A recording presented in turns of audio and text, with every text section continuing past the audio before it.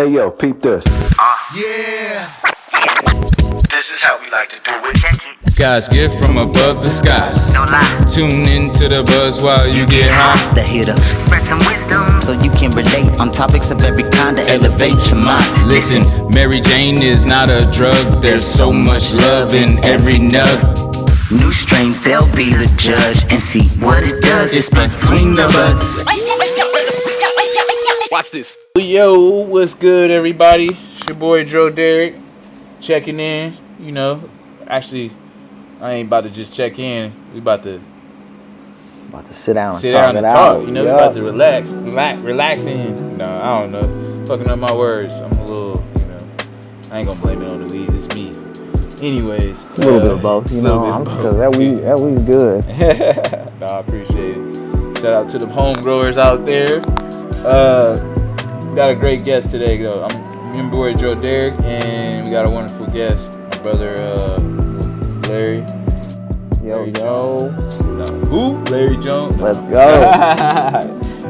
Larry's. I'll let Larry introduce himself a little further, but Larry's definitely a dope cat in the industry. You all may have even heard of, or if not, you're about to. I hope so. I hope most of y'all know me, but yeah, I'm Larry. I've been in the industry since 2019, so I guess coming up on like 6 years, and right now I'm an account exec over at Arrow. We specialize in vapes and edibles or fire. You guys should definitely pick some up if you guys are into that. And I also have my own cannabis consulting company. It's called Cannabis Consultation. So I do a lot of consulting for home growers. Before I did this, I did have a past in horticulture. I was one of the managers over at Cure Leaf Cultivation Site for a couple of years, and I just kind of got out of corporate horticulture and wanted to, give back to the home growers. So let's go. Solid. That's what's up, man. Well, we definitely welcome, obviously the home grow and any grow experience, but just the fact that you're a leader and influencer out there in numerous ways, as far as just helping to move this, industry forward, and helping to excel yourself as well. For sure. I respect people like yourself that's always, trying to just create new things or do better. You know how it is. We're go-getters. gotta be a that for sure. So yeah, like I like to ask everyone and start with how would you say cannabis helps you medicinally? Yeah, so cannabis definitely helps me medicinally, especially as I get older.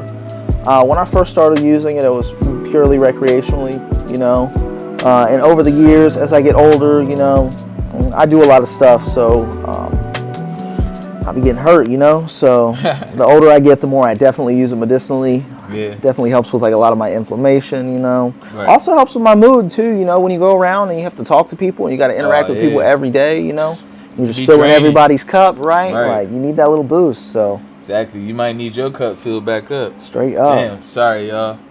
Sometimes we be busy, like we said. Yeah, for sure. Phone on silent now. We ain't got to worry about that. But I totally get that.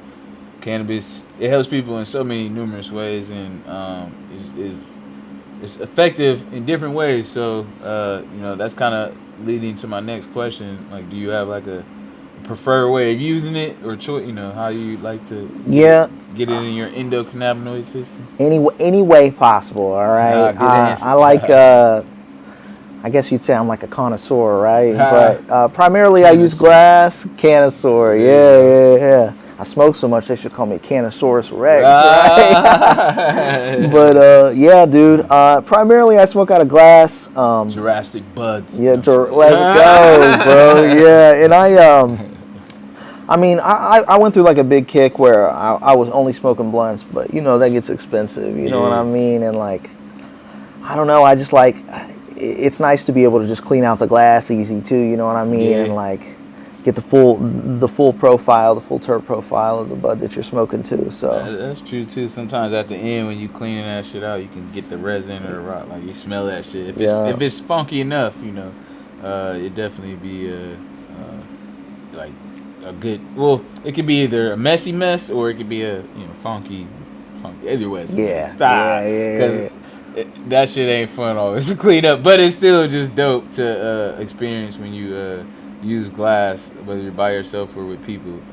There's so many dope like devices out there too now. Yeah, and dude. shit, We're living in the future, bro. For right. real. You know, water helps to cool the temperature, so that's always important. So Yeah. kudos to any like bongs or bubblers out there too. Yeah. I know there's people enjoy smoking a lot, which you know definitely do, but there's definitely a lot of ways out there. They all work. You know what I mean, Yeah. right? Like I don't turn any of them down. Right? It depends on. Well, it depends on who. Yeah, yeah. I say it's yeah, situational yeah. sometimes. That's my way to go about it, because as long as I'm not gonna get judged or discriminated against for the skunk or the funk, I'm gonna definitely put something in the air. But at the same time, if needed, I'll pivot and adapt to eat an edible or do some vapes. I'm bad about that. Are It's you? like I'm gonna burn one probably either way. Well, right? I mean, Like, I do my best, but I get what you're saying. I was in DC and I was like, I just went over to the side and I'm like, hey, I'm not directly in front. I'm still gonna smoke. yeah. People, it'd be funny. They come around the corner and look real quick. Yeah. I'm like, hey, what? I'm just sitting here minding my business. Dude, it seems like the big cities now, like nobody really even trips over it anymore. Like Yeah. I smoked weed at like City Hall in Boston. Oh, damn. Yeah, I was That's just dope. walking by smoking a joint. That's Smoked fire. weed at, well, they didn't catch me, but I smoked weed at Harvard. You know, that was Hey, fire. I've heard there's a professor, or I mean, not to put him out like that, but at some point there in time, there was a professor that would like go on a building or roof in Harvard and smoke weed. Yeah, probably. They probably all smoke weed. They probably just keep it on the DL, right? Everybody smokes weed now. Yeah, now everybody got the side. Oh, yeah, we were doing it before it was cool, right? Yeah, nah, for sure. There used to be days where it was like frowned upon or highly illegal. Yeah. no pun intended. Yeah, go back out into the woods 6 miles just to burn one. For real. Where you had to like really, go in your car and pray that, you could get the scent out. Yeah. Because that was like one of my, well, we'll get to that later, with my first experience. But yeah, what would you say, are you like more of a sativa, indica hybrid, or, what's your lineage or preference? For me, if you even believe in it, because some people don't. so technically, if you want my honest opinion, I don't necessarily believe. I don't really buy. I'm not a big fan of the way that we currently Classify. categorize it. Yeah. Just because like 99% of all the strains that you get in the dispo are going to be a hybrid, right? Yeah. Like unless you're finding like a true landrace, which like to me like. I mean, dude, we lose strains so often, like it's hard to even find. Like I know you hear people talk about like G13 and like dumpster and stuff, and it's like, dude, that was 10 years ago, and we've lost a lot. We've lost basically all that, right? Like you can't find those cuts anymore. So for me, it's like it's hard to even believe that like people are actually growing land races too. You know what I mean? Like, but. I don't know. I kind of choose based on terpenes, and honestly, I know a lot of people will like look at a tree and they'll kind of go off like bag appeal, you know what I mean? But like the first thing for me always is the nose. Yeah, nose knows best. Oh, well said. Nose knows best. I don't care. Look, and sometimes too, like I mean, it's gotta look. There's like a limit, right? It's gotta look its part. But if the nose hits, like I'm not really caring about looks that much. I agree. I think nose trumps the looks, because if it smells great, people gonna be like, oh, I want it. Versus something like, and that's almost like you're at a farmer's market and you get some herbs, which cannabis is an herb, my bad. You're getting some other types of herbs, basil, or I don't know, whatever. Like if you smell one that's just kind of like way stronger to your nose and enticing, that might make you like want to react more than just some like dull. Hey, you want it fresh, dude. Yeah, you want it fresh. Like, I don't know.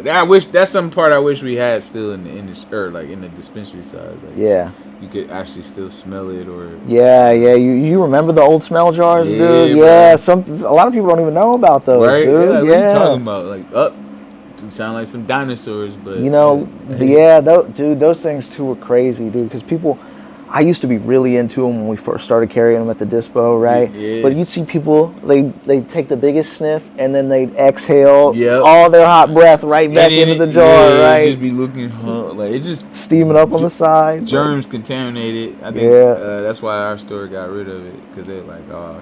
And that COVID too. Yeah, that's so true. COVID. Killed that shit. Now it's kind of like here and there, hit or miss. Yeah.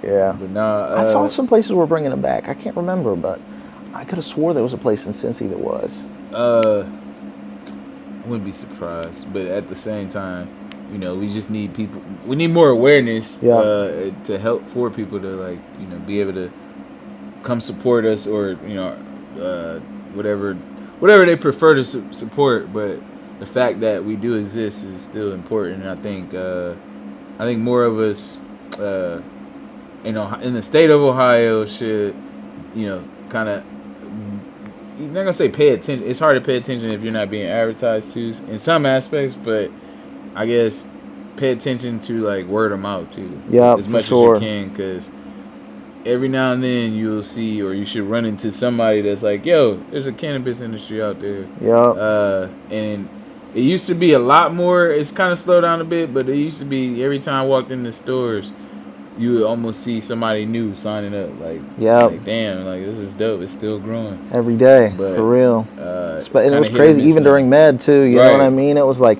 some days at the dispo, you get like 20, 30 new patients. You know, it's crazy. Like, yeah, no, it is a, I don't know. It's like an ebb and flow situation with this, the industry and its growth and changes. Like, we voted on something a while ago, and we're still waiting on the new like rules and regulations. Yeah, but still fighting for them too. That's what's crazy. That as well, because we definitely, you know, clearly voted for it. They just don't want to actually, you know, support it. Yeah, they don't want to support the people, which, in my opinion, is not a great thing. They try to say that we didn't know what we were voting for. Right? Yeah, I heard which is crazy. Like, they don't read. They don't know what they're talking about. It's like, dude, we knew. It's like, and it's crazy too that these people are allowed to make decisions and make laws on, like, things that they haven't experienced or tried. It's like, dude, if you don't smoke weed, if you've never smoked weed, like, why should you be able to, like, form an opinion on it or pass a law that's going to affect all these people based on, like, right, based off of your just biased opinion? Yeah, exactly. Like, that's what. No, that sadly we got to get. We definitely got to get away from that. But part of the way I think we can and continue to try to do our best is use our voice and talk, you know, and speak about it. Exactly. Just different ways, and strategically and respectfully as well, though. But what would you say? Like, I don't know if I asked you this already, but, like, did you describe what your favorite terp is? No, so. Like, I mean, like, there's some common ones. Yeah, I do like. I'm a big fan of terpenoline too, but also I'm a big fan of piney. I don't know if you've had, like, Golden Goat. Oh, like, Golden Goat's one of my favorites, dude. That's a great strain. My buddy loves Golden Goat. I haven't popped it yet, but it's a Golden Gorilla, like Golden Goat Gorilla. Yeah, I was just about to say. I'm kind of like, I don't know. I like a lot of the stuff you don't see anymore. Like, you notice, like, especially if you buy, like, black market or traditional market, like, strains, they come and go in phases, right? Like, everybody remembers, like, when Gorilla Glue was hot. Everybody remembers, like, when Purple Punch was hot, right? And I feel like a lot of the time too, like, especially, like, when I'm growing for myself, like, I don't really grow, like, maybe one or two, maybe sometimes I'll throw, like, a hype strain if you only hear good things about it too. But a lot of the times I'm just chasing one. I want to smoke, and 3/4 of the time it's going to be something that is gnarly, like like anything. Like, I'm a big fan of a lot of the GMO crosses. Anything that smells like a dirty sock, like, that definitely has a place in my tent. Yeah, exactly. That definitely has a place in my tent. You got that funk? You heard them. Yeah, let's go. We want it. Super funk. Come see me. Come see you. That's what's up. No, I respect that. And that's what's important, though. Part of the funk is actually, you know, the terps, which are some of the healing properties of the plant. And in my opinion, too, what I would always say is that if you use, back to the nose thing too, like, if you use your nose and you're not really smelling anything, like, how how is that comforting to like, you know, feel like, hey, I'm actually, getting some herb with, medicine in it or relief. Like, I don't know. I just feel like when you smell the terps, you know that, like, all right, there's something in here that helps me feel some type of way. Especially if, like, there are terps that you're familiar with and you remember, like, the effects of, like, another strain from, like, the past. So, that's what I was trying to get at, because it's like your body, I mean, all of our bodies are designed for this plant, no matter whether we use it or not. But then at the same time, it's like it goes deeper to, like, even certain terps more than any other terps or other chemicals line up better. Yeah, and that, people don't realize too, like, a lot of the nose does come from the terps, but there's like also hundreds of flavonoids. There's also like compounds in cannabis that we still haven't identified too, really? right? That are definitely going to be responsible for some of the nose. Yeah, I read an article about like some of the smell that you get from like a lot of the cheeses, like the cheese strains, is not even terpene, but I can't remember exactly what it was because I'm fried right now. Yeah, it's all good. Yeah, it was a super interesting article, dude. Because I'm fried right now. But no, speaking of when you being fried, tell me please, is there like a favorite like munchy snack? You could be healthy or unhealthy that that's your go-to. Like, will you? I don't know, dude. It's tough. It really depends on. All right, I'd say probably the best fried snack is probably going to be like a Reese's Fast Break. Yeah, those bad boys are fire. All right. Can't go wrong with that. That's a pro tip right there from a pie head. All right. If you're in the gas station, you don't know what to grab. I promise you, Reese's. Wait, sorry, I'm fried. No, Reese's Sticks. Oh, okay. The sticks. Reese's Sticks. Hit different, all right? I the Fast Break is good those. too, all right? I think I've seen the sticks. Reese's, if you're listening, all right? We can get some sponsorship going, okay? Let's go, Reese's. That would be fire. That'd be dope. That would be fire. Hey, speaking to existence. Let's go. There we go, right there, manifesting. Would you like this? Yo, 10 years from now, it's like the Between the Budz, like cannabis playoffs. Right. Sponsored by Reese's. That'd be fire, bro. Yo, who's got the fire nugs out there? Well, dude, it's like weird because like I was just up in Michigan too, and like there are like a lot of companies that are like transitioning into the cannabis space, like the Jones sodas, you know those? Yeah, they've got them up in a bunch of dispos in Michigan. That's fire. Yeah. See, it's different when alcohol decides to work with instead of compete or go against. Like, actually, let's turn maybe turn the drinks a little bit more healthier instead of toxic. Like, turn that Straight toxic up. down and turn it. They're doing it. Yeah. Haribo's doing it. Did you see Haribo, that? for real? No, not really. But I guess they released a bunch of gummies that had THC in them by accident. Yeah. They put. Did you see that? That's they put them in funny. gas stations or something. Like, Damn, Michigan, that's the Wild Wild West out there be calling it. yeah, dude, it's crazy up there. I got some homies up there though, but that community is definitely different in a whole nother beast. Yeah.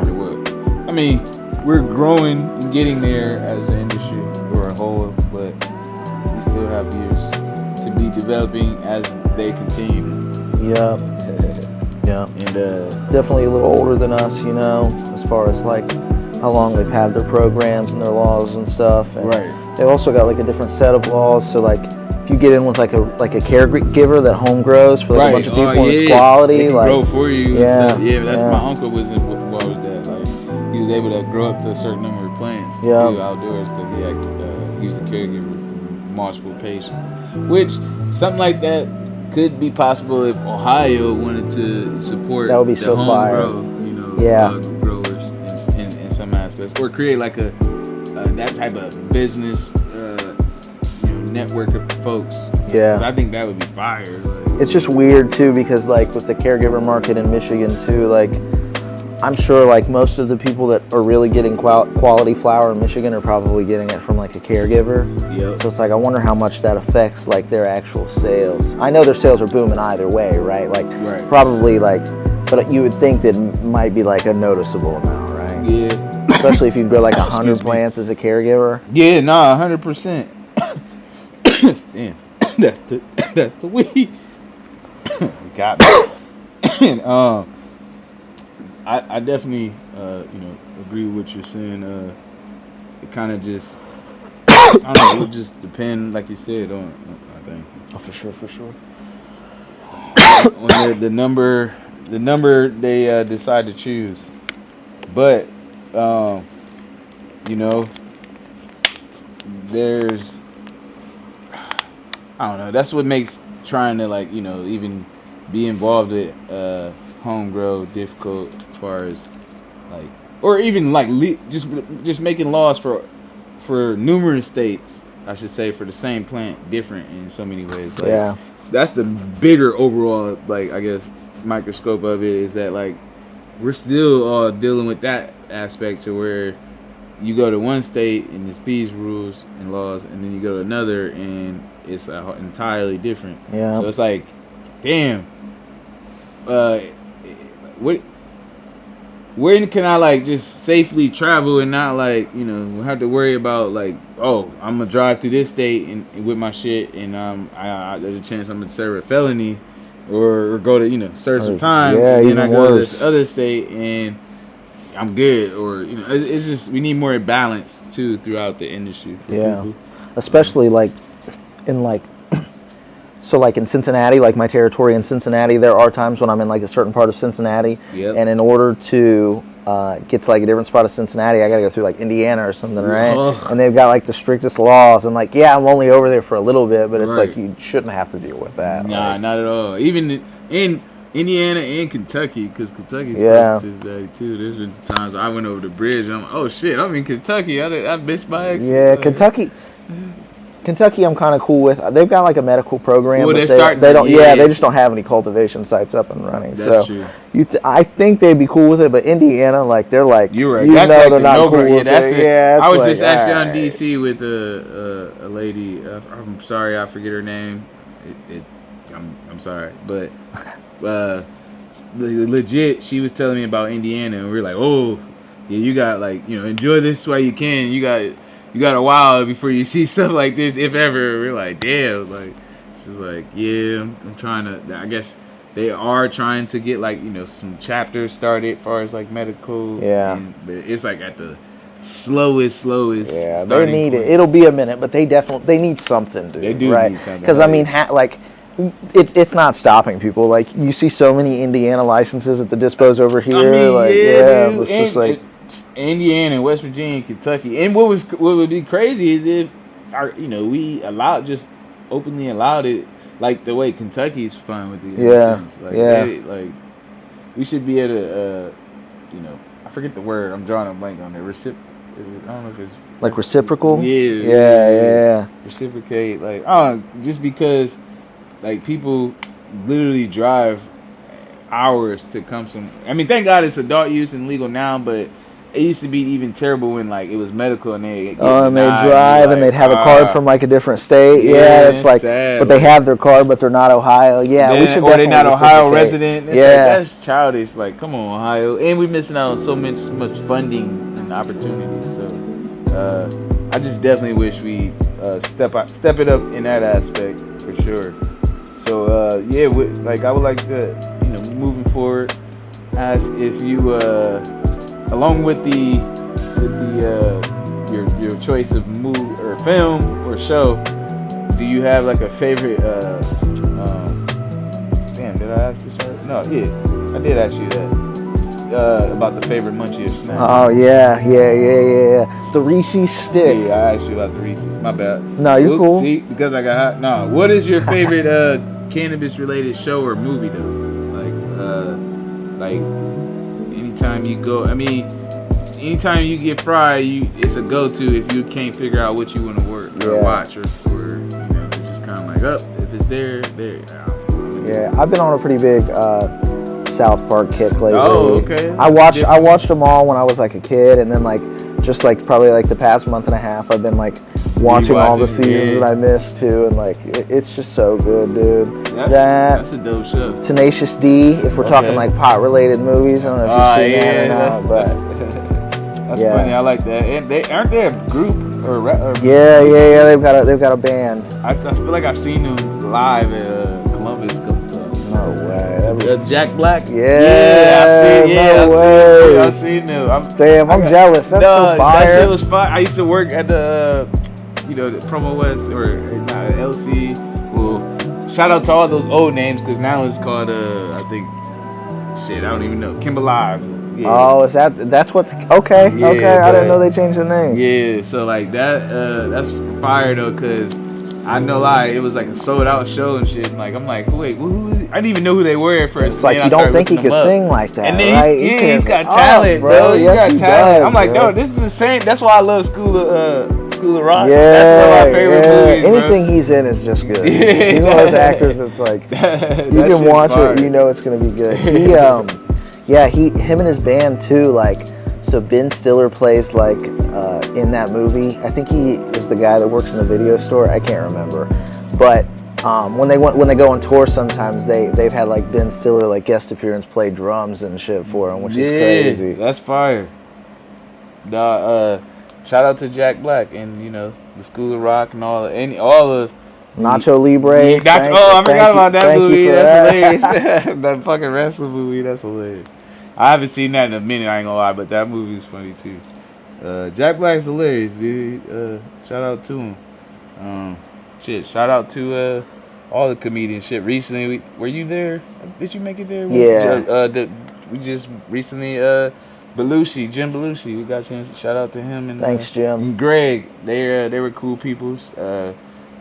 They releasing product here in Ohio, expanding the cannabis industry and market.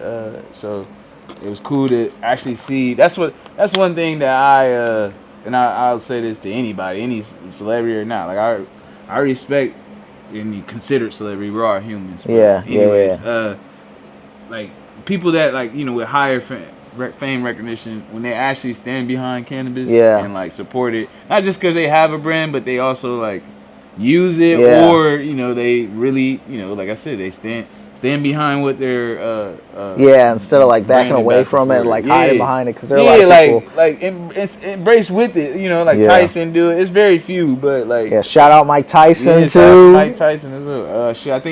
I think Ric Flair does it too when he can. He embraces it. Like I like those people that embrace it because cannabis is a healing, helping plant for Mother Earth and all of us.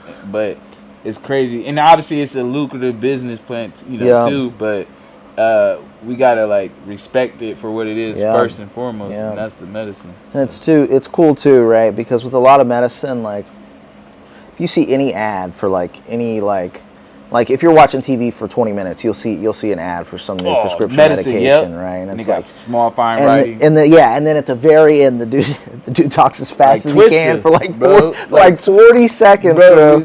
Like Twisted. And then we talked about this before. It's like you can't like. It's like I can't take that. Right? You mean I'm gonna blow up? like, did you just hear that? You like recorded. You like. Wait, he just said that shit's gonna come out of me like that's not supposed to come out of me. Yeah, literally. Yeah. It's like you may die screaming in pain. Like he says shit like that, and you're like, all right, dude. So it's just good to have like a medicine too. You know what I mean? That's just straight like. Hey, look, it's healthy. It's grown directly from the ground, right? Just straight yep. Hit it. Done. Easy. Side effects, maybe. Side effects, you're going to gain a couple pounds, right? Let me eat or let me drink some water. Yep. Water break. Water break. And my Aquafina is Aquafina color. Let's go. If you're wondering, that shit's real, dog. I've been to the mountains. But that's funny you mentioned that. That's so true. I just can't believe how people tend to think about damn, I lost my point, bro. What were we talking about? The side effects. The side effects. Yeah. Medicines. Cause like no lie, on another episode we were discussing that. I haven't made it a clip yet, and I gotta figure out which one it is. But it's funny because you gotta stick them together. Yeah, like legit. Now I'm gonna have to go back and forth. But like legit, what's funny is me and Devin were saying like, yo, in the commercials, they be going all fast, like Yeah. Twister and shit. You're like, yo, what the fuck? Is this supposed to be going to my body? You're like, yo, is that ludicrous? Yeah, right. That's like, who the hell is that? Like, and why is he talking so fast? Like, when the fine writing, it's like, all right, the contract is right there on the screen. Look, but pause it or something, because that's everything that you need to know. Thank God they made the DVR, bro. You can hit the pause on that shit. Now you can actually like, fucking stop and rewind. I probably sound old saying that, but fuck. They used to get away with that shit, bro. And it was quick advertising because people would just kind of think, oh, I need that. This helps me with this. Well, dude, there are a lot of people too, right? Like that. I don't know, dude. I mean, I think that I'm a firm believer in like if you really work hard, like you will if you work hard towards your goals, you'll reach your goals, right? Like you just have to do it. So like I think a lot of people too, they just want like some people just see it, right? And they just want the, the instant gratification, bro. right? And that's what like, social media has kind of I'm going to say ruined, but it's like scarred life in a lot of ways, bro, for people. Cuz people, unless you know how to mentally like approach it or handle it in some aspects, like because even myself, I try to like give myself time on social media. I don't try to like be on it all the time because it can be unhealthy and too much of it. And let it go. I'm fried. We're cool. But no. So what's crazy is I've been learning more and more, like you said, like. Sometimes people can take social media way, way too serious. Yeah. We only see like, I mean, and everybody knows this, but on social media, you only see like the best part of people's lives. Right. Too. It's like, dude, everybody's living like a regular life. Like, just because you're only like seeing the best parts, like, don't base like your whole life based on what you see on other people's social media. You can't live your life off of social media or even just what you think is like the American dream or whatever. Because like, if you do it that way, in my opinion, you're approaching life wrong. Because you gotta do it. You gotta live it for you and like what you have to make the best out of that and what you want to do in a sense, like you said earlier, you kind of just gotta just do it. Like I mean, Nike's 3 simple words: just do it. Because literally, sometimes you have that thought or that creativity, that creative idea, and you just gotta run with it and stick with it. Sometimes only you see it. Yeah, like, we literally talked about this earlier, dude. Where it's like, if you see it, like the best thing to do, like if you have something that you want to do or like you have a goal, like at least like just try on it. You know what I mean? Because if you don't, like it's gonna feel better when you lay in bed at night, right? And you think, well, I tried something, it didn't work out. Yeah. Then it will if you lay in bed in like 30 years and you're like, dude, what if I would have? Like, at least you know. Yeah. What if is way hurtful in my opinion than. Hey, I did. It just didn't work out, but I did try it. Well, dude, you learn so much valuable info in the process too. Dude. And you learn from failure in general. Yeah, absolutely. I don't think that it's necessarily failure because I think it's growth in a lot of ways. It is because every time that I have like done something bad with my business where I've lost money or I've invested in like things that probably weren't necessarily going towards like what I should be as far as like my goal for growing like my operation and growing the consulting business, right? Like all the mistakes that I made along the way are like worth their weight in gold because it's like whenever you make a mistake too, it's like your body is like, oh, that kind of sucked. Like I'm not gonna do it that way again, right? And now I know how to invest my money wiser and make the money go longer and continue to provide services for people. Like, that's dope, man. That's what it's about, and that's like the important part of it is you just want to you don't want to get lost in the sauce, and not to sound like cliche, but no, you don't want to get lost in the sauce. That's for sure. you want to make sure that you chase what you want to do and believe in, even when people may doubt you, and there's people from all levels. So you just kind of like and I'm not gonna like point people out. All I'll simply say is you gotta learn to quiet the noise and just stay focused. Straight up, because you will be tested in a lot of ways. But as long as you believe in yourself, you can make others believe in you. That's plain and simple. You straight up can, dude. A lot of times when people like good salesmen too, like people don't like buy into products, like people buy into people. Like, if you're like a good fucking person and people like to be around you, like plain and simple, bro. Like that's exactly. It's like I mean, it ain't even gotta be like, hey, buy this from me, or it's more like, yo, how do we connect, like as a human being or person? And honestly, again, we kind of spoke on this, but I didn't know if I was gonna bring it up or not, but I might as well. Fuck it. You know, what's crazy is like maybe this is like the social world period now. Even just meeting people, you know, whether it's just like a friend or even maybe potentially dating someone, but it's hard to just be like, hey, let's hang out without it automatically being assumed. Yeah, well, dude, that's the thing. Like, it's like I don't know. People are just weird about like building friendships like that. Like I just said, like people are too Like people are too quick to jump into things. Like I don't know. It's not the same way. No, just how it used to be. Because it's just like the reason why we're just get to know people. Yeah, right? Like people are afraid to like just even like get to know people or interact with people without them thinking that like something's going to come of it, or it's going to be like a situation. Right, and I think, again, social media has in some ways affected that, just because of, it's like, if you don't choose to slide in the DMs, there's other ways to get to know somebody. Yeah, like just be friends with somebody too. And platonically, like, does that still happen to you? Like, are you able to still have those without people, like, taking it the wrong way? I don't know. But anyways, my brother, moving forward, I would say, like, do you have a favorite go to you mentioned, like, hold up, what's the show you mentioned? We didn't know. You talked about Jack Black. Jack Black, yeah. Damn, sorry, hold on. No, you're cool. Wait. What movie was that though? Nacho Libre, and there was another movie. Tenacious D and the Pick of Death. Yeah, that's what it was. Yeah. All right, okay. So I'm like, damn, hold on. We talked about that, but I almost forgot. My bad. That's stoner moment. No, you're cool. If you could change one thing though about the cannabis industry, what would that be? Like, hey, again, no one's perfect, because I'm gonna fuck up. We like, this is live. We record like. No, we can edit that out. Nah, for sure. But I don't know. One thing that I would, if I could change the laws about cannabis, like, I don't know. Maybe, I don't know. It would be nice if they would let people not make it like a requirement, but if there was a way that home growers could actually provide 2 dispensaries, or if there was like a caregiver system like in place, like that would probably be like one of the things that I would change, right? Just make it more accessible to more people. Yeah. Like I agree.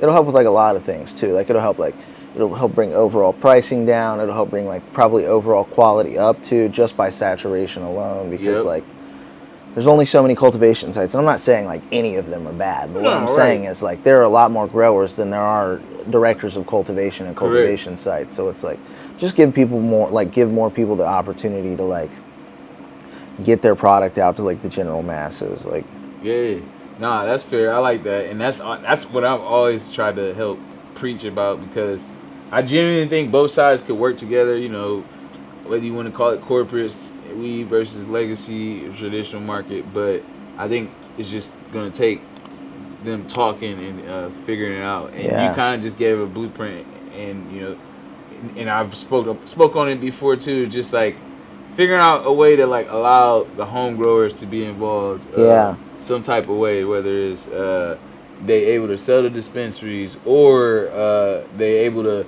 have a select group of or number of people that they grow for. And it's weird too, because like there is like that debate, like corporate cannabis versus like legacy cannabis too, but it's like there's space for both, right? 100%. People are always going to love small batch craft cannabis, right? Like there's always going to be a market for that, right? People know that like instead of there being 1,000 plants in a room, and like it's like kids in a classroom, right? Would you Right. rather your kid be like in a classroom with like 50 other kids, right? Like Right. the amount of attention it Big gets, campus versus small or like campus. your kid's like in a school with like 6 or 7 other kids, right? And Right. they each get like that, the more individualized, like Attention. yeah, And care. yeah, exactly. You know, I see So what you're saying. Yeah. there'll always be that market. I mean, there's always going to be like, I mean, I'm not saying that like corporate cannabis is bad either, right? Like there are a lot of pretty solid growers in Ohio, like, Right. but it also would just like give them, I mean, they would still have their market, right? Because of their cost per gram and how cheap they can actually grow it, right? Like Right. there'll always be people that'll be willing to buy that too, right? So Yeah. like, I think that like there's definitely place for both, like, Agreed. it's just hard to like, we don't know what like the median is, right? We don't know what it's going to look like either, because right now like they're not allowing both. Like it's like if you grow, like you keep it to yourself, bro. Right. Like like as far as the law goes. So, Yeah. like, It used to be like, not like to brag, but hey, let's talk about it. Now it's kind of like back to, damn, do we even want to let them know? Yeah. You know, I don't want to, sign no damn sheet. Hey, sign right here if you grow. Like, that's ridiculous. Yeah, Like, yeah. People don't have to do it. We're talking about growing Sign with right the- here if you drink. yeah, I know, right? Well, they were talking about like, I remember for a minute they were talking about potentially making like all home growers licensed with metric, right? Yeah. And like at first I was bummed out about it. Like, of course, like they shouldn't be tracking that. Like, listen, dude, I believe like if you're at your house, not hurting anyone, You do what you like want. you're just minding your own business, right? Right. Like, why does it matter, Mind your right? business, Like, yeah. so. But then I thought, like, well, maybe if that paves a road to where, since your product is metric certified, you can maybe send it to a testing lab, get it tested, and then have it distributed, right? Right. Like, then That's a that kind of different does story. like incentivize it. But I know that they probably wouldn't have done it like that. Right. No, I mean, I don't know if they would, or if they would do it like that, would it make it affordable enough for people to really, actually survive? Yeah, well, But- yeah, especially or with thrive, like, I guess. yeah, well, I mean, with how much cost, what Yeah. how much like testing could cost, because like Ohio is more strict on testing than most other states, dude. Right. Like as far as like microbial parts per million, like contaminants, like heavy metals, like Right. and pesticides, like that's why our quality of finished product is like a lot better than a lot of other states. You know what I mean? Yeah, So- no, they're very strict on a lot of stuff, and I think like I don't know. I think that if like people were able to, like it would just make the both sides respect everything, because like if people that were able to either be a caregiver or sell to dispensaries or just select few, they would actually, I would hope, understand and respect like the importance of taking care of their crop and making sure that it gets tested, is safe for their people. But it would require, I think it could help other like smaller testing labs or facilities work with the growers.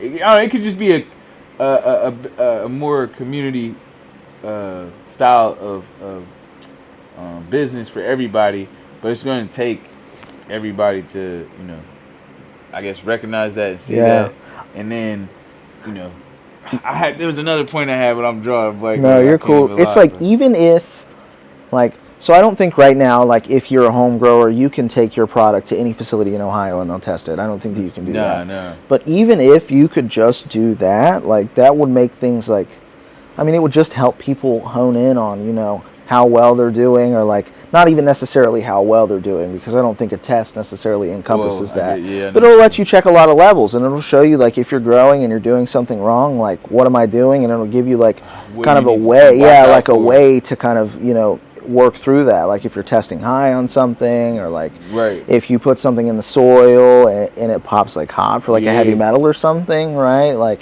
but if you can't test your product, like you don't even know that either. You know what I mean? So. Right. It'd be better even if you could just test your product and take it back home. Like, 100, yeah, nah, for sure. And then I don't know. I just think that would also create they would have to create a different market for people in that lower, home grower bracket. But it could maybe still create some type of economy for the smaller testing facilities. Yeah. That's not like, testing everything or getting Yeah. a lot of business. I just it think, definitely would bring them a lot of money too. yeah, I just think it's like a way to help the economy.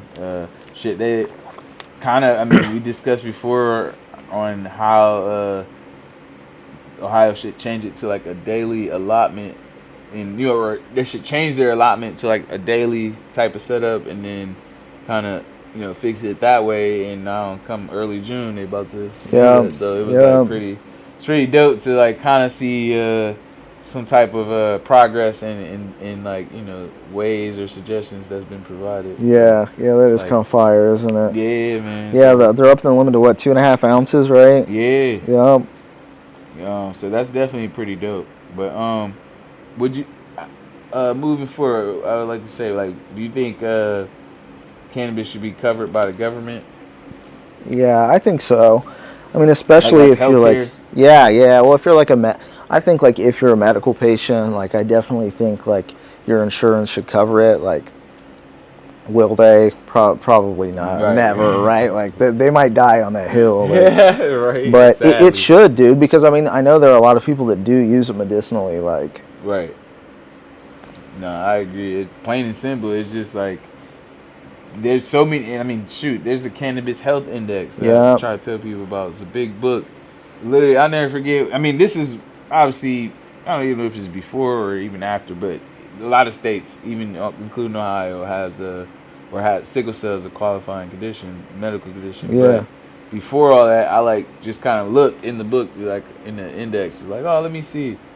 And it legit had sickle cell in there, and then I went to the page, and it was just telling, you know, like vanilla, like something like I think vanilla and like thyme or some other herb, like those combinations mixed with like cannabis helps kind of help keep pain and just different stuff away. And I'm just like, man, it was just reading. And some of it was like big scientific words too, but just like, man, the fact that my condition made it in here, and there's like different strategies or tips in here on how to like try to how it helps. That, and like, I'm like, that clearly shows that, you know, this not just for me, but and then you look through there's other conditions. I'm like, this plant helps so many people. Yeah, like, it really does, dude. Like, you can't deny it. And it's like if your insurance will cover like $300 worth of medication, right, and like an ounce will take you the same that it will far, take you as far as long as that will, like, yeah, they should cover it. It's the cheaper option too, right? Like, hell yeah, no, that's. People don't think about that either, because I was saying the other day to friends, like, man, all that like crazy oil spill and just crazy damage done in like that North Palestine or East Palestine, like they could clean up all that area if they just planted hemp seeds everywhere and like soak up. To tear it down, they don't got to use the first round of crops. Then, well, cannabis is like a bioaccumulator. Like it will like pull heavy metals. It'll pull a lot of stuff out of the soil. Yep. You know. Yeah. Yeah. That brings it around. And why like testing, especially if you're running like outdoor, like there would be some good benefits to allow people to actually test their product here. Like, right. I agree, man. Like especially if they're growing outdoors, because there's a lot that come with that too. Yeah. It's not easy, but you know, there's conditions and nature, nature stuff you got to watch out for as well. But nah, hell yeah, I appreciate you for explaining that. Now, if you had opportunity to create your strain name, what would it be? Or what would it be? I can't tell. So, if you already have it. No, I don't have anything. I'm working on a breeding project, but I'm really taking my time right now. Like, I ran like 2 rounds of seeds, and I really just kept them all to pop them, to test them, to see how well they're doing, right? And I just really don't have like, the thing about growing is like once you start growing, like first you're like, oh man, I just need like 110 so I can throw like a plant in here, right? And then you grab like a 2x2, right? And then it's like, after that you're like, well, I didn't have really like enough space to work, right? So then you're like, all right, I'm gonna grab a 3x3, right? And then like you learn more, and you learn how to like scrug your plants out and stress train them, bro. And you're like, oh, all right, well, let me just go ahead and get like a 5x5 and throw 4 in it, right? Like, and then if you throw them in a big fucking pot and you veg them out really good, you know what I mean? And it's just like space, and then it's like, you gotta just like use this whole fucking room. yeah. And then with like breeding too, like you gotta like keep a separate, a whole separate tent for like the male, and then like some people too though they'll just take like, so some people will put the males in a tent by themselves, right? Right. Flower them out. If the structure's good or something, they will collect the pollen from the male plant, right? Yeah. Some people, if they have a male that they've already like, they've claimed as a keeper, right? And then they like re-veg it and they like it because of like structure and stuff or like some other characteristic.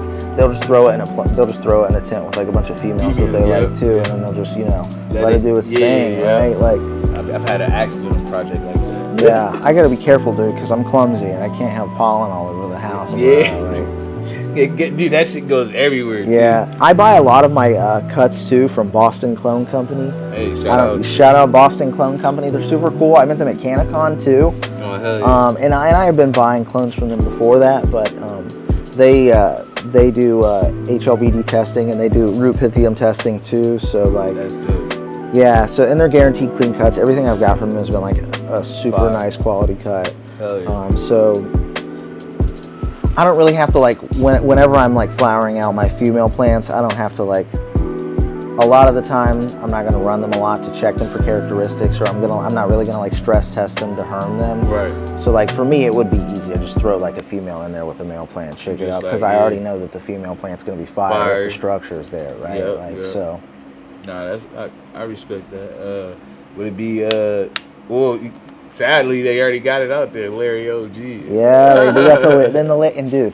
And I always tell people this. Okay, Ohio Clean Leaf, they grow fire flower. I think they do. I think they do. And they're like a hidden gem. Like I feel like. Yep. Like I don't know. I feel like not enough people know about Ohio Clean Leaf.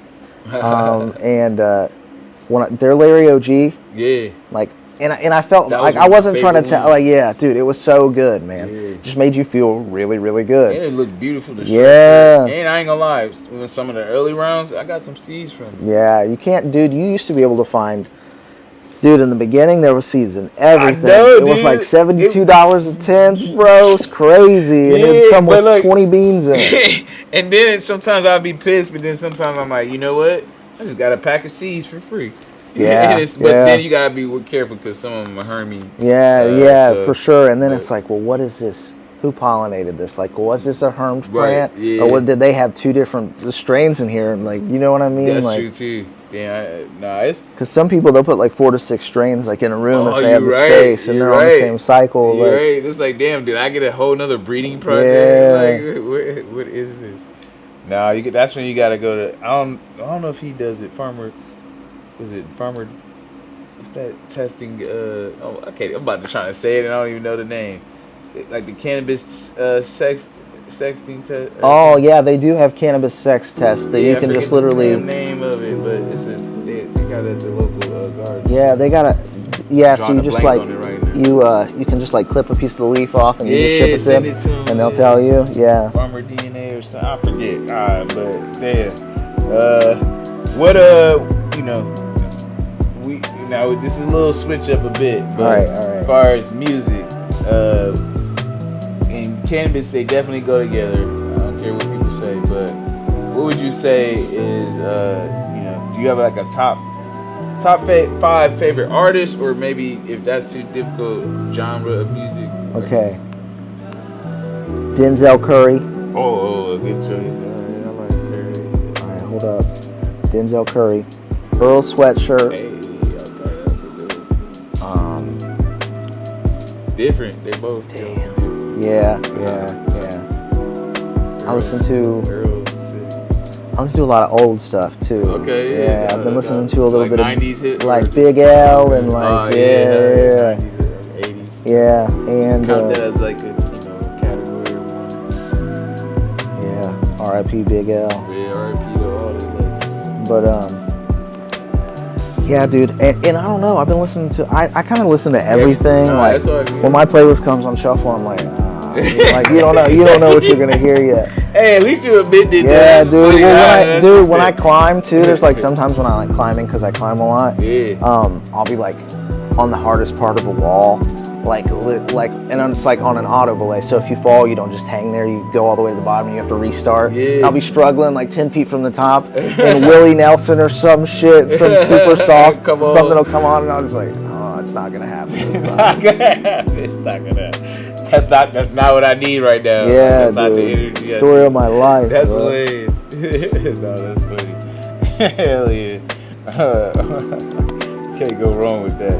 But no, we gotta, we definitely, got a little story time segment that we like to discuss so that, people can hear a little bit further about, your cannabis relationship and journey. But I would like to start with, like, what's your first time, if you remember, using cannabis, like?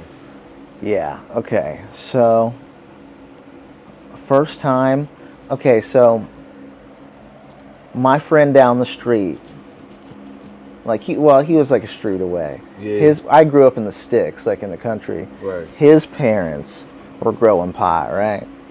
And me and my homie were up there, and we were like 12 years old, and he was like, dude, I think that's pot.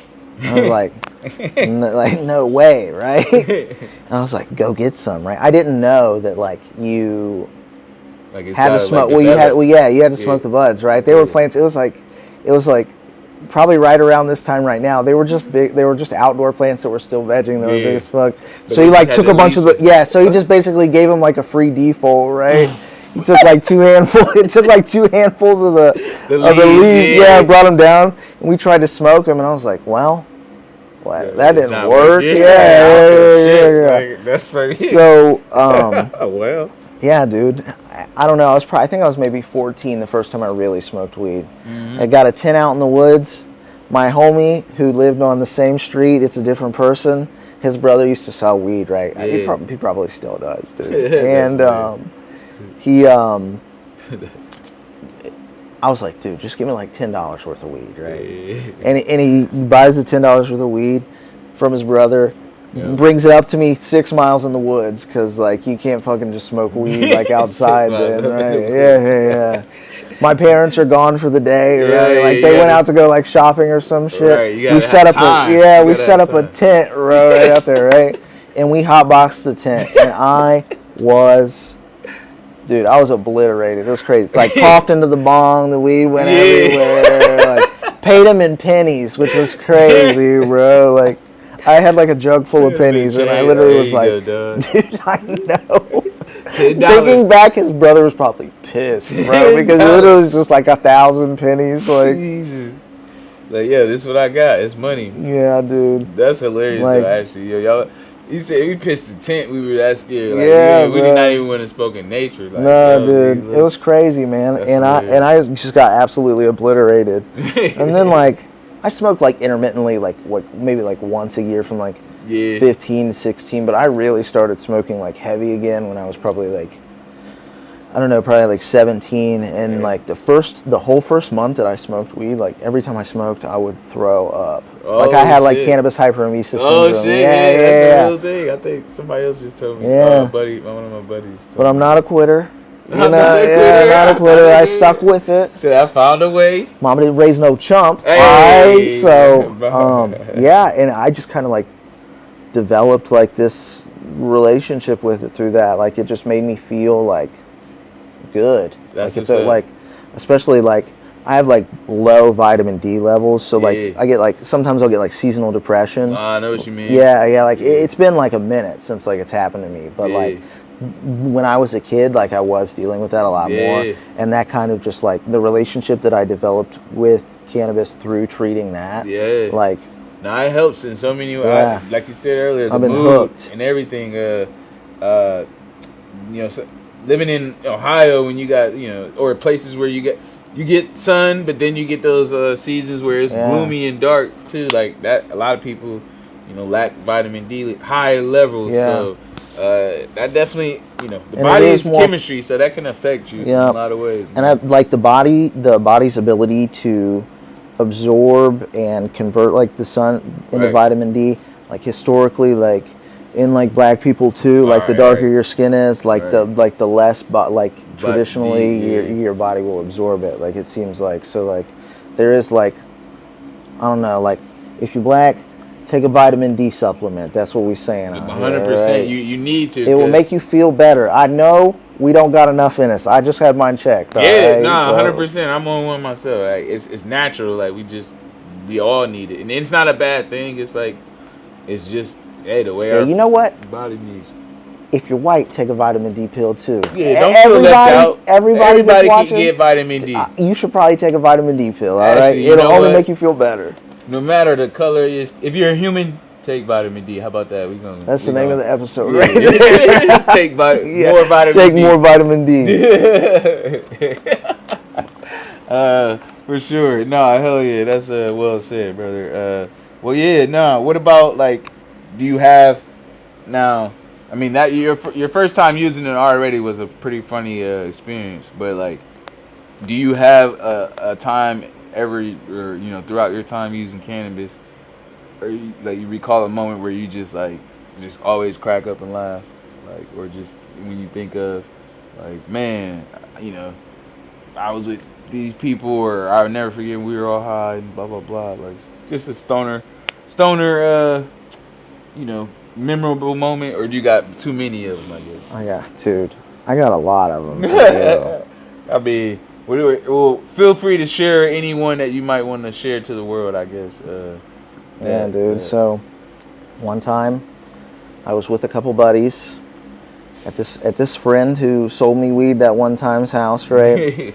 And they had it was a 6-foot glass bong. It was sick, right? Damn. It was thick as fuck. It was like real glass on glass.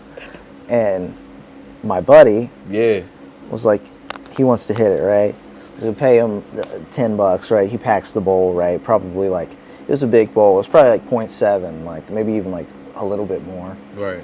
And he gets on and we didn't even really smoke like that back then, right? He probably hadn't smoked in a year or something before that. Right. He stands on this little step ladder because the bong's stuck at 6 foot, right? Oh, that's funny. Torches it, pulls it out, he rips it, and immediately just goes his lungs, he can't breathe, and he starts coughing. Yeah. He's like, I can't breathe. And then he starts coughing, and he runs to the bathroom. And he starts throwing up, right? Just because he got choked up so hard. Yeah. And he was like, I need an inhaler. And my other homie was like, I have one. And he pulled it out. And then my buddy looked up from the toilet. And his face was covered up in throw up. And my buddy was like, ew, no. And then took the inhaler back. He took the inhaler back. You can't survive. It was crazy, dude. And I don't know, dude. Back in the day, when you first would smoke weed, I don't know when you started, but you'd feel fried for a long time, bro. Yeah, he was fried. Right. This dude was fried for 3 business days. This shit was crazy. You actually got a point. That's well said, because not gonna lie, I mean I told this story before on the show, but I'll definitely share it again. Actually, hold up 1 second. Cool. Okay, I'll cut it. No, you're cool. So I'll make sure. That'd have been crazy if it was. Yeah, I know. Yeah. We good. But so something just told me to check, but we still rolling. Hell yeah. Anyways, so the story is all right. I'll never forget. Basically, my cousin and I, and shout out to my cousin now because he actually works with me. But it's almost like full circle. When we came first time coming to OSU, we were hanging out. He was visiting, I think, one of his girls. It was that's it. I gotta blurt that out. One of his. All right, we gonna start over. I can't say one of his girls because it wouldn't even like that. All right, start over. Damn. All right, this part will be edited and we gonna start it over. But we'll be right back after these messages. Yeah, we'll be right back after these messages. This is where you edit it. This is for my editors. All right, so basically we started.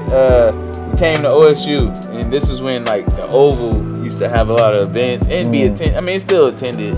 I just ain't been there in a while. But basically, it was I think Big Sean and somebody else. It was back when hip hop. I mean, hip hop's still dope, but it was the early Big Sean Big Sean and Wiz was just starting to really really get popping. But anyway, it was like Big Sean and somebody else.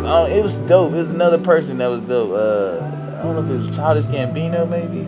Dude, but it was don't say Childish Gambino. Add him to the top 5 from earlier when I was talking about okay. We'll put him in there too. I think it actually was him though. Like it was like a free show on the Oval. It was dope. But long story short, we ended up like we were hanging out with some friends, and this is when I finally, the first time I ever got exposed to loud. Like there's a difference between like some weed versus loud or like, just levels to weed. Like no lie, cause like what you said earlier was so true. Like we met this dude named, and I don't know if he's still alive or not, but shout out to him. His name was Doobie G. He was a rapper from Columbus. Shout out Doobie G. No lie, like he even spit a little bit for us, but we had a Black and Mild, and he wanted that, and we were looking for weed. I'll never forget the trade. Speaking of like trades you was talking about earlier. Damn, he was down bad. He was like, I need a like Black he and Mild. wanted. My cousin was like freaking it, and we didn't even like open it yet, or he was just about to start, and then like came up to us. Like, hey y'all, if y'all let me give you, let me get that, I give you this weed. He gave us a bag of weed, bro, and it's like green and orange, like orange. I ain't never, You were like, yo, it's a different type of weed. Like it's like it's leprechaun weed, bro. Like for real, it just look different, like Lucky Charms. Yeah. And that's when I'm like, damn, I ain't used to weed looking like this either. So anyways, we smoke it. We go we actually, it's funny. We by the Mirror Lake, nigga. I ain't gonna never forget that. We was over by Mirror Lake, getting roasted. And we because we walked away from the Oval just to be safe, whatever. But anyways, we light it, bro. I got high that night,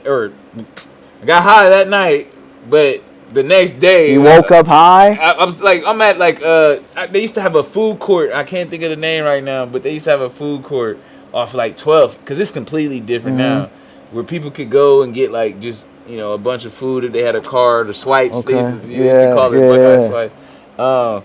And like I went and met up with some friends, and they was just looking at me like, "Are you okay?" Like because you still looked fried. I was just I don't know, and that's what I agree with what you said, as far as just like, I know people be trying to say, oh, the weed these days is stronger, blah, blah, blah. But back in the day, bro, I ain't gonna lie, I had some shit where I'm like, straight up, I'm still high. Dude, like that's another thing too, right? Is like with the weed and everything that's grown right now, people are growing like a lot of hype strains too, right? And like a lot of these strains are like the same crosses too, right? Yeah. So it's like you lose a lot of strains at the time, right? So there are a lot of strains, or like at least a lot of phenos of strains that probably aren't around anymore, right? And it's like, it sucks because some of those definitely got you ripped forever, bro. Like, weed back in the day was just, well, I don't know. It depends on who you knew. Yeah, right? That's true. It depends on who you knew. But there was a lot of weed back in the day that could definitely stand up to weed now. Right? I agree. And I'm sure a lot of it's floating around too, right? Yeah, I absolutely agree. Like it's genetically, and that's also like, this is kind of to feed off something you said earlier that I actually meant to feed off of. But like genetics matter for one, because knowing like the real like history of what you're growing or where it came from is important, and you can have an idea of what to expect, what you're gonna get in some ways. But then also like something you mentioned, which is so true, and that's what I was supposed to elaborate on. You know how you start like growing. Cannabis is not addictive, but like the legend Ed Rosenthal, and I've said this numerous times on this show too. Shout out to him. Shouts out his quote is so true. Cannabis is not addictive, but growing it is. Growing it absolutely is, dude. And it's so therapeutic in so many ways. It is too, bro. and it's also it's challenging, and it's also challenging in a way where it's like if you invest like most people when they buy their first tent, right? Like they probably buy a kit, right? And it's a lot of kits are like $300-$400, like for like a small one, like a 2x2 or 3x3, right? Yep. So you do it, and then it's like you do like a run or two, right? And you're like, well, I've already like, especially if you don't, especially if you're not growing good, right? And it's like, well, I'm already in too deep, right? Yeah. And then you start to learn more and you start to grow more, and then it's like, wow, I'm really getting good at this. And you're like, well, I could use the extra space, especially if you want to, like, if you are growing something, especially if you're like popping seeds and you're popping femmes, you're popping regs, and you're finding females with traits that you like you should keep the cuts around, right? Because like, even if you pop some more seeds, you know, you never know if you're gonna like pull the characteristics from that pheno again that you like so much. So it's like, especially if you start growing stuff that you like, but you want to keep growing new stuff, then you gotta get a tent for your moms, and then and that's the thing too that some of these lawmakers don't understand is like, to like, what if I'm a patient that like, you know, and I guess they shouldn't be able to limit you how many number of strains you keep around for yourself. But like, what if you discover 12 to 20 strains got similar terpene traits that match up to what you enjoy, your body enjoys? Oh, so you should be able to legally, you know, technically have those around, or you know, especially if they're in veg, right? Like if they're in veg, like, and you find something that you like and you want to grow it, right? Like, but you just keep it in veg, or like you just, you know, veg a mom out and you just keep it in veg and you're not flowering it out, like it shouldn't count towards your plant count, because it sucks like you having to sacrifice something, like, especially if you've got 12 fire different strains, like all solid phenos, it's like, and you want to try something new, it sucks that it's like you're being like penalized for that, right? And like, they don't understand the timing it takes to grow, just to have those in that stage or levels. Like, you want to be able to be like, all right, I enjoy this, or I want to try something new. At least it's in this stage, and I can just kind of, you know, go to it and grow it to, because it takes a lot of time to just get, you know, buds between the buds. It takes a lot. Like, it takes a lot of time and growth. So like, people don't understand that at all, and it's like, once you do realize that, you appreciate it, and you also learn that, like, damn, genetically, if somebody wanted to have a genetic library of 12 plants, technically, and they only flower at 6, they got a whole nother 6 different strains that they ain't tried yet. They should be able to still keep around, and maybe even add another 6 to keep that ready, because you should be able to perpetually have your shit ready to go, so that it's your medicine. Like, if somebody else, if the doctor is writing prescriptions and people aren't getting their prescriptions, isn't the doctor gonna be pissed? Like, you know, or at least it's gonna mess up the flow of things. Like, for sure, it'll mess up the flow of things. So, and that's why it's like,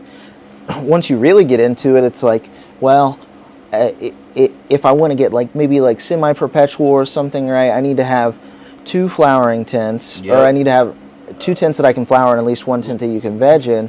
That way, at least every 4 weeks, if you're running 8-week cycles, like, you can get something back, something right? Out. So it's like, if you want to grow, I mean, dude, so with my consulting, I've done a lot. I've consulted for a lot of people. We was about to get into that. We was about to get into that. No lie. Actually, that was about to be the next question. How long have you been in your business?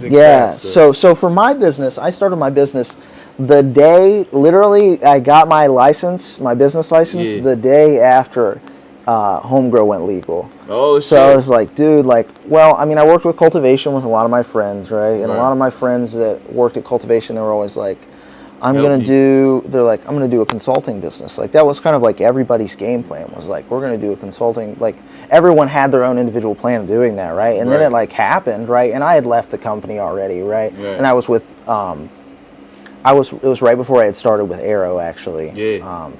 I had, I lost my train of thought. No, you're talking about the, your job transition from, like, when you got your LLC. Oh, so when after I got my license, right? Like, all of my friends that had said before that they were going to do it, they just like never did it, right? And it's like, dude, especially if you work in cultivation and like you know how to grow, or you've ran a lot of cycles, like, they say it takes like 40,000 hours to be a master. And also, dude, growing pot is so situational, right? Like, there are some things that happen, like, that you would not know, or like know what to look up or look for, that unless you're literally going through it right there, right? Exactly. So like, even like with my multiple years of growing now, dude, like, shit still happens. Yeah, dude. I was at Curaleaf for almost 3 years. So like, and I was growing. I mean, we were pumping out like.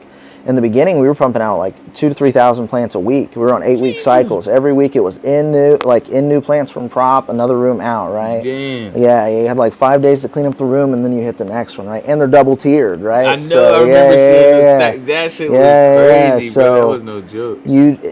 On those scissor lifts? Yeah. So we just had like the push rollers. Oh, okay. Dude, I was like, damn. Yeah, it's like if you, even with the amount of time that I did that, right? Like in a commercial cultivation setting, like working with that amount of plants, like for that long, I wouldn't say that I'm like a cannabis master, right? Like I think it's like a very, like, unless you've been like if you're a master grower, you've probably been growing for probably at least, I'd say, solid 10 to 12 years. Yeah, I was almost. Because let's say it takes like 40,000 hours, you know, right? And it's like, and I don't mean just like growing for 12 years, like you're growing like one season. No, I mean, no. Like you are growing in your basement, and you are flipping your rooms, like every couple of weeks, like. Right, you are growing, and that's what's crazy to me in general is I respect what you said. I think you can always learn no matter what. So like, no, you can for there's sure. No, like, I know people have the title master grower, but at the same time, you hit it right on the nose. You will still learn shit or experience shit that you may not have predicted or learned about or read about. Just until you go through it, and it's like, damn, this is not exactly what the book says, or whatever. So it's hard. Like environment is important. It really is. So like all you can do is do your best to control those variables, but the plants are like, that's another thing. I guess I'll ask, do you think, from your experience, is it like easier growing all one strain like in uniform, or is it like, is it challenge? Because like if you let's say you feeding a strain and it's all the same strain, but then you still could get mixed results, but like it's different than if you're growing like 5 to 6 different strains and you feeding them the same thing. Yeah, it's kind of like, well, it's, dude, like that's the thing too, right? Like even to just say like like master growers, like, to me, it's like a weird term, because even if you're just growing one strain in the same pheno, like you have to run it multiple runs to really get to know like the ins and outs of the plant, like what the plant really likes. Like, is the plant a heavier feeder? Like what the structure of the plant's going to look like, and like how it finishes. How it finishes, like how like, long it takes to finish. Like, exactly. it's so many, like you said, it's so many, bro. Like, so like if you're running a strain like 5 or 6, like 7 times, that's when I feel like you really, like, especially if you're running that strain consistently, right? It's like, that's when you really, really get to know like the ins and outs of that plant. So I respect it. I think that's kind of where, actually, maybe that's where it may head, in a sense of, and maybe we're on to something, but like, I feel like, because there's so much saturation out there as far as even strains now. I mean, with everything, social media, all that, but no, everything's becoming an abundance. But with strains, I think growers, how like everyone's growing now too and all that, but I think the best thing to do is figure out like what strain you're best at, and then dial in that way versus just constantly trying I mean, don't get me wrong, you can try variety. I'm not saying like don't play around. Like if you're new and you want to just throw like 6 or 7 different strains up, and see what ones you like, and then go from there. And then, but if you really want to make a difference, like if I'm running like a bunch of like if I'm growing in like the same space for a year, like I'm not gonna run like 6 different strains at one time. Like, I'm gonna like hone in on what I'm growing, and then I'm gonna like work my way through the next. Like, I think that's, from my experience, that's kind of the better. Obviously, like I said, if you want to grow just to have different flavors, sure, that's one way. But if you're really trying to grow to like figure out what you excel in, or what strain your skills or even just both go together with, you kind of, it's best to like do multiples of that same strain versus all over, because I swear you can kind of not like alter your growing skills, but you can kind of like question it in some sense because some strains act different. Yeah, they for sure. No, they absolutely do. Some strains have like crazy vigorous growth, and it's like some plants will like be like really heavy, like when they drink nitrogen, and it's like if you have like a lot like so like a lot of the hype strains too, they're not as like hardy, and some of them aren't as vigorous. Like they're designer strains, like they're not throwing huge buds, right? They're just like super little bag appeal, and it's like kind of more about the smell too. Some of those guys, they don't take well to like super heavy feedings, or like if you like feed them, like they'll get waterlogged and they'll stun if you feed them the same amount or the same strength feed. Burn, so you learn a lot, man. But you like he said though, you gotta go through it in a lot of ways. Yeah. I mean, you can absolutely run, like, dude, it's fucking America. You could run, you know, whatever you want in there, like, but literally. But it would help you more.